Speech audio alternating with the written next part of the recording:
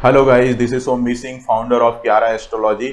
आज मैं बात करूंगा ग्रहों की मित्रता और शत्रुता के ऊपर, जिसकी हेल्प से हम ये जानेंगे कि किस तरह से कुंडली एनालिसिस करते हैं, किस तरह से मारक कारक डिसाइड करते हैं, क्योंकि पूरी कुंडली इसी पर बेस्ड है। अगर ये समझ में आ गया तो मैक्सिमम चीज़ें आपको इजीली से समझ में आ जाएंगी कि मारक कारक डिसाइड करते कैसे हैं। अष्टम टू अष्टम थ्योरी पूरी की पूरी इसी पर बेस्ड है। वो किस तरह से अप्लाई होती है कुंडली में, हम कैसे पता कर लेते हैं कि ये ग्रह हमारा मारक बन गया या कारक बन गया, हम इसी चार्ट की हेल्प से जानेंगे कि किस तरह से मारक कारक डिसाइड किए जाते हैं। इजीली आपको समझ में आ जाएगा।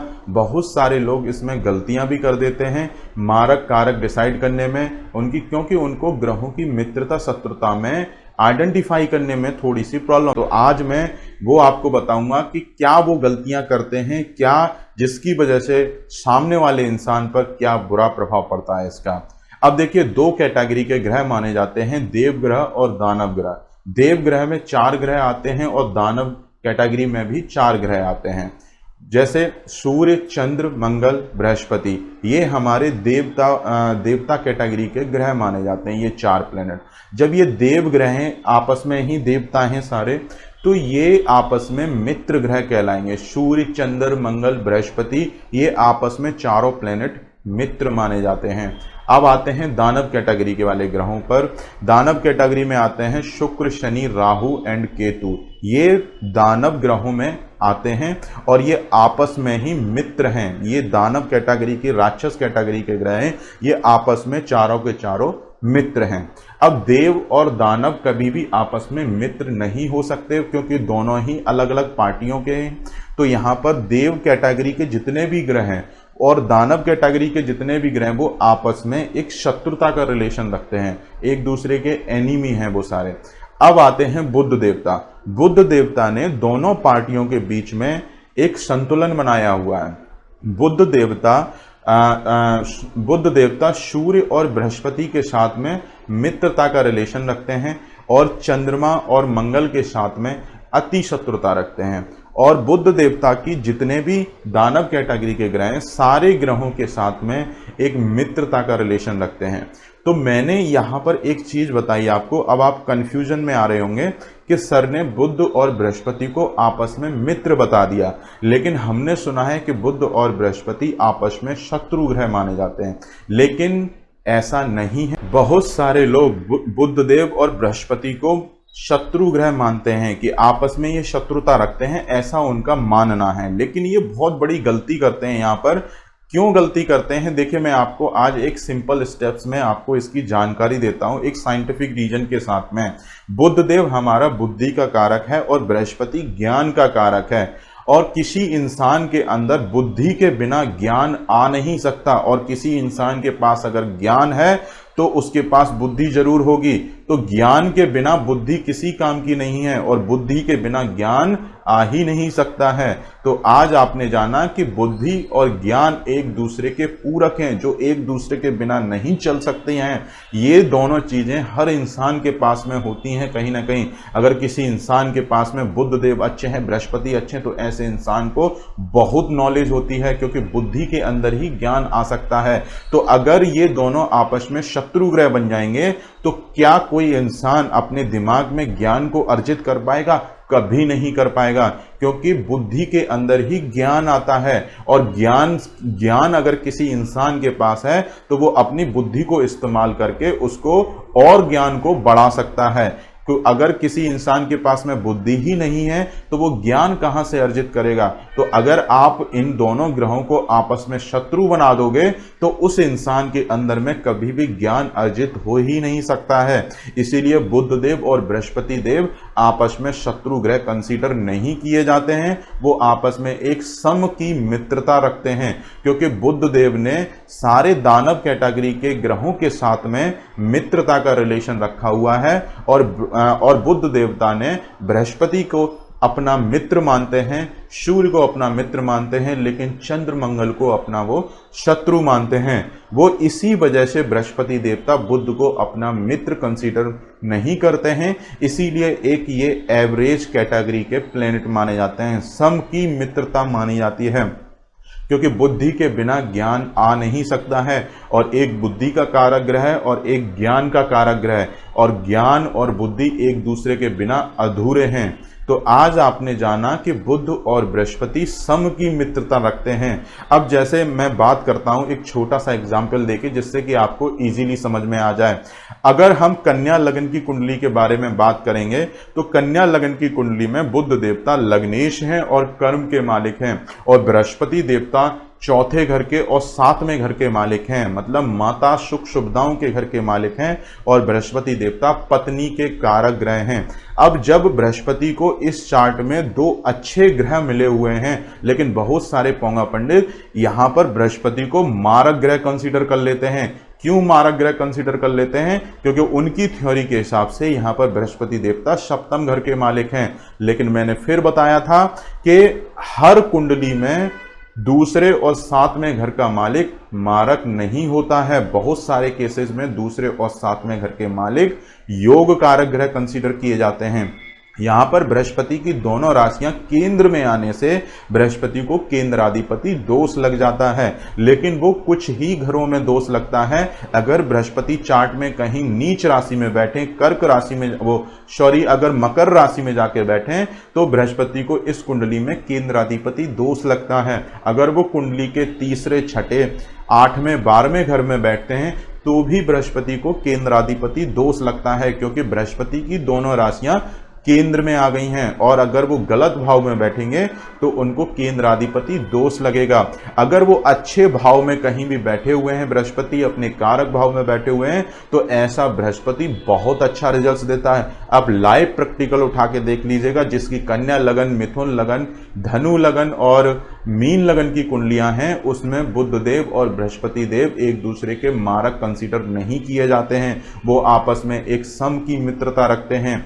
तो कन्या लगन की कुंडली में बृहस्पति देवता एक योग कारक प्लेनेट बनते हैं। वो योग कारक सिर्फ तभी तक रहेंगे जब तक उनकी प्लेसमेंट कुंडली में कहीं अच्छे घरों में रहती है। अब जैसे अगर बृहस्पति देवता कन्या लगन की कुंडली में अगर पहले घर में बैठे हों, दूसरे घर में बैठे हों, चौथे घर में बैठे हों, सातवें घर में बैठे हों, 9वें घर में बैठे हों और 10वें घर में, 11वें घर में बैठे हों, तो ऐसा बृहस्पति बहुत अच्छा रिजल्ट देता है। आप अपनी लाइव प्रैक्टिकल उठा के देख लीजिएगा। ऐसा बृहस्पति की दशा, अंतरदशा कभी भी खराब रिजल्ट दे ही नहीं सकती है, क्योंकि वो कुंडली में दो अच्छे घरों का मालिक है, माता के घर का मालिक है और पत्नी के घर का मालिक है। माता के घर का मालिक होने की वजह से, केंद्र में दो अच्छे घर मिलने की वजह से बृहस्पति देवता इस कुंडली में मारक कंसीडर नहीं किए जाते हैं, वो योग कारक ग्रह माने जाते हैं। लेकिन बहुत सारे लोग यहां पर बुध और बृहस्पति को आपस में शत्रु ग्रह मानते हैं, इसीलिए वो कन्या लगन, मिथुन लगन और धनु लगन और मीन लगन की कुंडली में बुध और बृहस्पति को एक दूसरे की शत्रुता के कारण वहां पर मारक ग्रह कंसीडर कर लेते हैं। तो ऐसा गलती आपको नहीं करना है, अदरवाइज आप मुसीबत में पड़ जाएंगे। तो आपने जाना कन्या लगन की कुंडली में बृहस्पति एक योग कारक प्लेनेट बनते हैं, और मिथुन लगन की कुंडली में भी बृहस्पति एक योग कारक प्लेनेट बनते हैं, क्योंकि बृहस्पति की दोनों राशियां केंद्र में आ गई तो उनको केंद्राधिपति दोष लगता है। लग्नेश की अगर कोई भी दो राशियां केंद्र में आ जाए तो उसको केंद्राधिपति दोष नहीं लगता है। अगर कोई दूसरे ग्रह की दो राशियां केंद्र में आ जाए तो उसको केंद्राधिपति दोष लगता है। तो यहां पे बृहस्पति को केंद्राधिपति दोष लग रहा है, लेकिन वो कुछ ही घरों में लगेगा।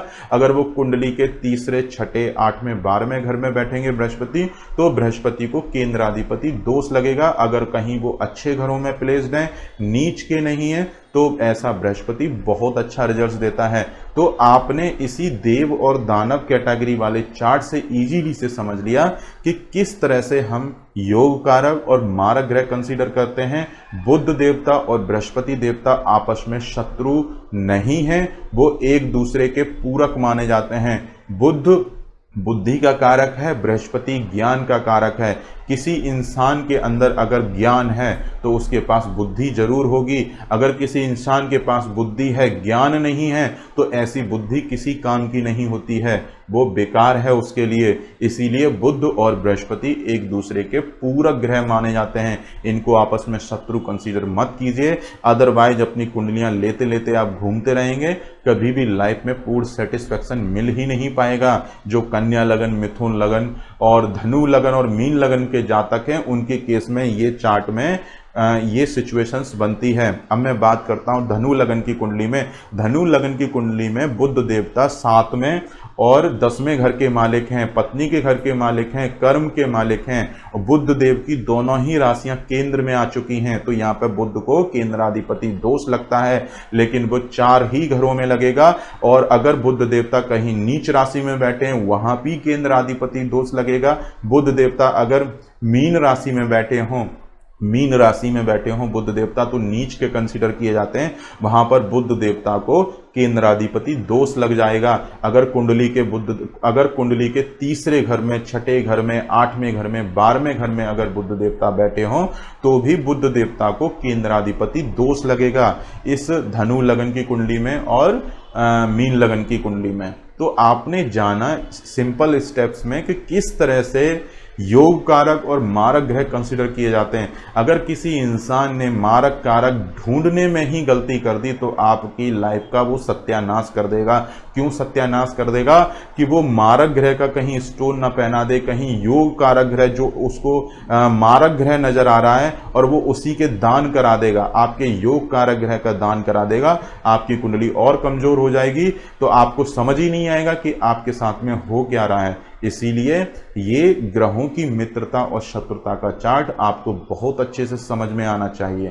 अब देखिए, बहुत सारे जातक मंगल को पापी ग्रहों में कंसीडर कर लेते हैं। मंगल एक क्रूर ग्रह है जिसके पास एक अग्नि तत्व है। अग्नि तत्व होने की वजह से वो थोड़ा सा गुस्सैल नेचर का ग्रह माना जाता है, भड़कीला स्वभाव माना जाता है, क्रूर माना जाता है। लेकिन मंगल देवता पापी नहीं है, वो देवताओं में आते हैं। मंगल देवताओं के भी सेनापति माने जाते हैं। इसलिए मंगल को कभी भी पापी ग्रह कंसीडर करने की गलती मत कीजिएगा।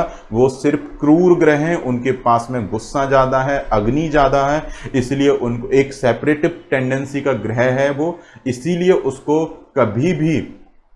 कभी भी पापी ग्रह कंसीडर मत कीजिएगा।